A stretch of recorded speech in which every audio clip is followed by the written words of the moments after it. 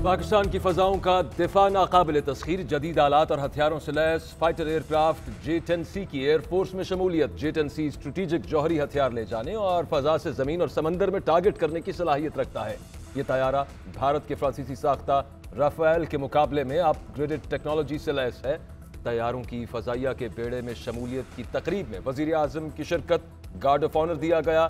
वजीर आजम ने तैयारे का मुआयना किया। तकरीब से खिताब में कहा कि हमारी मुसल्लह अफवाज और कौम ने दहशतगर्दी का बहादुरी से मुकाबला किया। कोई पाकिस्तान की तरफ मैली आंख से नहीं देख सकता। वजीर आजम ने कहा कि हमारी रिकॉर्ड टैक्स कलेक्शन हुई। जैसे जैसे मुल्क की आमदन बढ़ेगी, पहली तरजीह गुर्बत का खात्मा होगा, दूसरी तरजीह अपने दिफा पर खर्च करेंगे। एयर चीफ ने खिताब में कहा कि हम चैलेंजिंग दौर में रह रहे हैं। J-10C की शमूलियत से दिफाई सलाहियत मजीद मजबूत होगी। लंदन में अहम सियासी बैठक, PTI रहनुमा अलीम खान की नवाज शरीफ से मुलाकात, गिले शिकवे किए, उनके साथ 3 साल में क्या क्या हुआ सब बताया। पंजाब में उस्मान बुज़दार की बैड गवर्नेंस के हवाले से तहफ़्फ़ुज़ात से आगाह किया।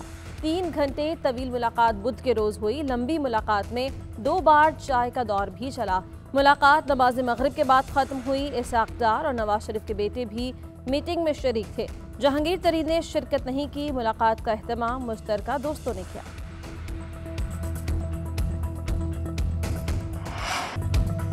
जिसने कानून हाथ में लिया मैं उसे नहीं छोड़ूंगा, कुचल के रख दूंगा। कोई लिहाज नहीं करूंगा कि ये कितना बड़ा लीडर या पार्टी हेड है। जो मिलिशिया के लिबास में इस्लामाबाद आया नहीं बचेगा। वजीर दाखिला शेख रशीद का वाज़ेह पैगाम। तहरीक अदम एतमाद पर वोटिंग के रोज पार्लियामेंट हाउस रेंजर्स के हवाले करने का ऐलान। कहा फजलुर रहमान पहले भी इस्तेमाल हुए, अब भी हो रहे हैं। नवाज शरीफ और आसिफ अली जरदारी फजलुर रहमान को मजहबी कार्ड के तौर पर इस्तेमाल कर रहे हैं। ये अदम एतमाद से पहले इस्लामाबाद में अफरा तफरी चाहते हैं। ऑपोजिशन तहरीक अदम एतमाद से भागना चाहती है। 172 बंदे हैं तो लाएं, वरना चुप करके पुरानी तनख्वाह पर काम करें। आप इमरान खान से जाती लड़ाई लड़ने जा रहे हैं, जमहूरी नहीं। इससे आपकी सियासत का पत्ता साफ और झाड़ू फिर सकता है। इमरान खान धांधली से आया, आईनी तरीके से वापस भेजेंगे। इमरान नियाजी और उनके साथी गुंडागर्दी से आइन का रास्ता रोकना चाहते हैं। हम ये होने नहीं देंगे। जब आइन अपना रास्ता बनाएगा तो इनके चेलों के मुंह को ताले लग जाएंगे। शहबाज शरीफ की तनकीद। कहा तहरीक अदम एतमाद जमा करवाने पर इमरान खान बहकी बहकी बातें कर रहे हैं। नियाजी भगोड़े तुम हो गए, हम यहाँ पैदा हुए और यहाँ ही मरेंगे। हम अब तुम्हें भागने नहीं देंगे। ये शख्स बौखलाहट का शिकार हो गया है। गीदड़ भपकियां देता है कि शहबाज शरीफ और फजलुर रहमान को छोड़ूंगा नहीं। सिलेक्टेड वजीर आजम को ना ही गुफ्तगू करना आती है और ना ही रिवायात का पास है। इस शख्स में सिर्फ अना, मैं ना मानूं और मैं अक्ले कुल हूं के सिवा कुछ नहीं। पार्लियामेंट लॉजेस में दाखिले पर अंसारुल इस्लाम के कारकुनों के खिलाफ मुकदमा दर्ज। 18 नामजद और 30 नामालूम अफराद के खिलाफ FIR काटी गई। मुकदमे में कार्य सरकार में मुदाखलत, हुजूम इकट्ठा करने और बलवा करने की दफात शामिल। जत्थे की सूरत में रेड जोन में जबरदस्ती दाखिल होकर दफा 144 की खिलाफ वर्जी की गई। पार्लियामेंटेरियंस को खतरा लाहिक हो सकता था। FIR का मतन पार्लियामेंट लॉजेस में क्रैकडाउन के बाद गिरफ्तार किए गए JUI कारकुन रिहा। दोनों MNAs को भी छोड़ दिया गया। दोबारा एहतजाज के पेश नजर पार्लियामेंट जाने वाले तमाम रास्ते खारदार तारें लगाकर सील कर दिए गए।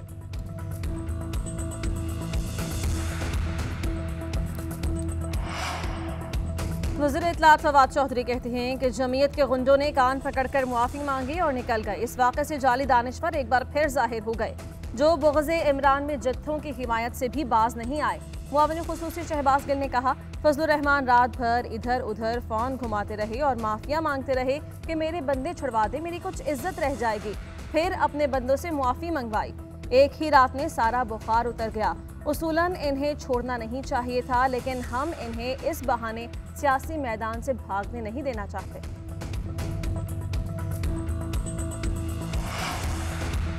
तहरीक अदम एतमाद जमा हो चुकी है। हिम्मत है तो कल सुबह इजलास बुलाओ। हम हफ्ते और इतवार को भी तैयार हैं। साबिक वजीर आजम शाहिद खाकान अब्बासी का चैलेंज। कहा कि हुकूमत इस कदर खौफजदा है कि घरों पर हमले कर रही है। पुलिस पार्लियामेंट लॉजेस में ऐसे दाखिल हुई जैसे यहाँ दहशतगर्द हैं। सलाहुद्दीन अयूबी को लेकर गए, सड़कों पर घुमाते रहे। कामरान मुर्तजा और साद रफीक को ज़दोकोब किया। स्पीकर खामोश है, उन्हें अपनी इज्जत की परवाह है न किसी और की। इंतजामिया हुकूमत के गैर कानूनी अहकामात को न माने, वरना नताइज की खुद जिम्मेदार होगी। हुकूमत का साथ देना है या अपोजिशन का, काफ लीग अगले 48 घंटों में फैसला कर लेगी।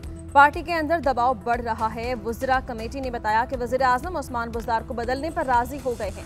तारिक बशीर का दावा, कहा हमने वुज़रा से सवाल किया कि ऐसा कब होगा, जिस पर वुज़रा ने बताया कि पहले अदम एतमाद गुजर जाए। क्या हुकूमत ने हमें बच्चा समझा है? हुकूमत हमें लॉलीपॉप दे रही है। कैसे यकीन कर लें कि अदम एतमाद के बाद कमिटमेंट पूरी होगी? वज़ीर आज़म चीज़ें सीरियस लें। उन्होंने अंडर 16 टीम मैदान में उतारी है। खातून अव्वल के बारे में बिलावल भुट्टो का बयान। वज़ीर आला पंजाब की मजम्मत। उस्मान बुज़दार ने कहा कि नामाकूल बयान अखलाकी दिवालियापन का सबूत है। बिलावल बेबुनियाद इल्ज़ामात लगाने की बजाय पहले अपना घर देखें। ये अदम एतमाद की यकीनी नाकामी को देखते हुए फ्रस्ट्रेशन का शिकार है। पंजाब में ट्रांसफर पोस्टिंग के हवाले से बयान हक़ाइक़ के मनाफी, गलत बयानी पर मबनी है। पंजाब में हर सतह पर मेरिट को फ़रोग़ दिया गया। पंजाब में 100% तकर्रुर और तबादले मेरिट पर होते हैं।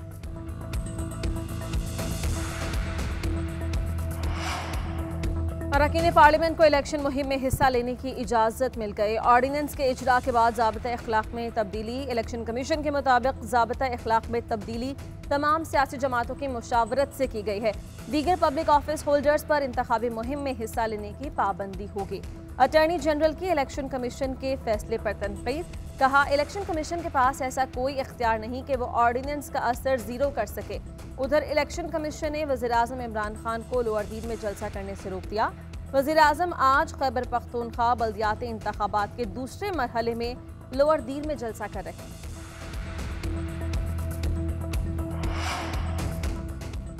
बिलावल भुट्टो ने कल जो ज़ुबान इस्तेमाल की उसने उनका पोल खोल दिया। बिलावल का हार्वर्ड यूनिवर्सिटी ने कुछ बिगाड़ा ना बेनज़ीर की तरबियत ने।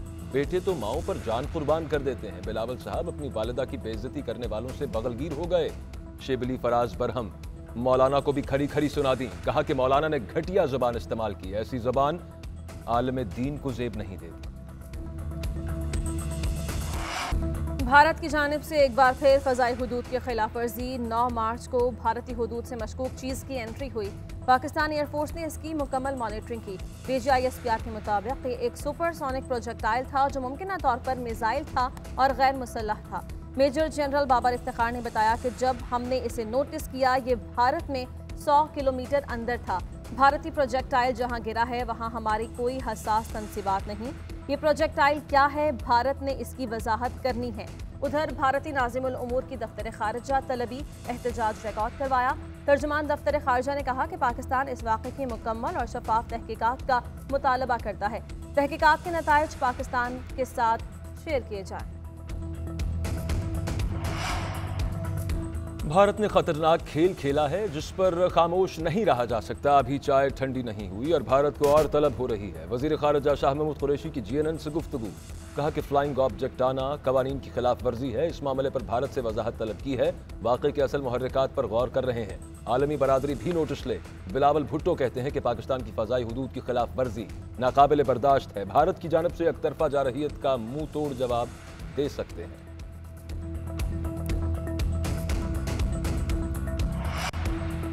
लापता अफराद कमीशन ने आज तक किसी जबरी गुमशुदगी के जिम्मेदार शख्स के खिलाफ कोई कार्रवाई नहीं की। 11 साल से कमीशन समझता है कि कोई जबरी गुमशुदगी नहीं हो रही। क्यों ना ये अदालत लापता अफराद कमीशन को गैर आइनी और गैर कानूनी करार दे दे। Chief justice Islamabad high court का इजहार बरहमी। लापता सहाफ़ी मुदस्सिर नारो केस की समाअत के दौरान रिमार्क्स दिए। कमीशन का काम शहरियों को लापता होने के अमल को रोकना था। क्यों ना अदालत करार दे कि जबरी गुमशुदगियों का कमीशन अपने मकासद पूरे करने में नाकाम रहा।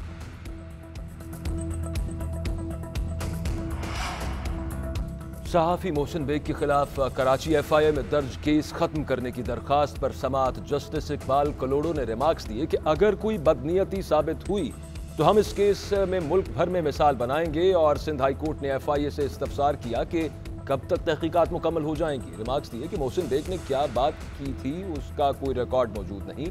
आपने कैसे नतीजा अखज़ कर लिया कि मोहसिन बेग उसमें मुलव्विस है। अदालत ने FIA से मोहसिन बेग से मुतालिक तमाम रिकॉर्ड तलब कर लिया।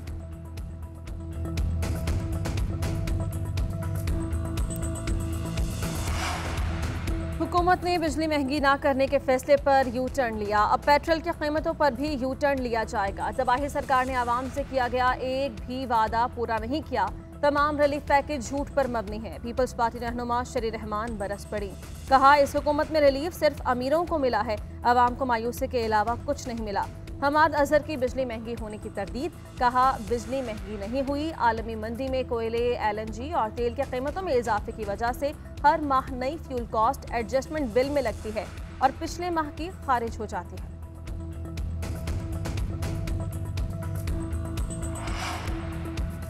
शोबिज इंडस्ट्री का एक और तनाज़ा मंजर-ए-आम पर। मॉडल मिनाल सलीम का अदाकारा सना जावेद पर बदतमीजी का इल्जाम। सना जावेद ने मिनाल सलीम को 10 करोड़ हर्जाने का नोटिस भेज दिया। 14 रोज में बयानात वापस लेकर मुआफ़ी मांगने का मुतालबा। सोशल मीडिया पोस्ट के बाद मुतअद्दिद मेकअप आर्टिस्ट मैदान में आ गए। अदाकारा सना जावेद को इंडस्ट्री से बैन करने का मुतालबा।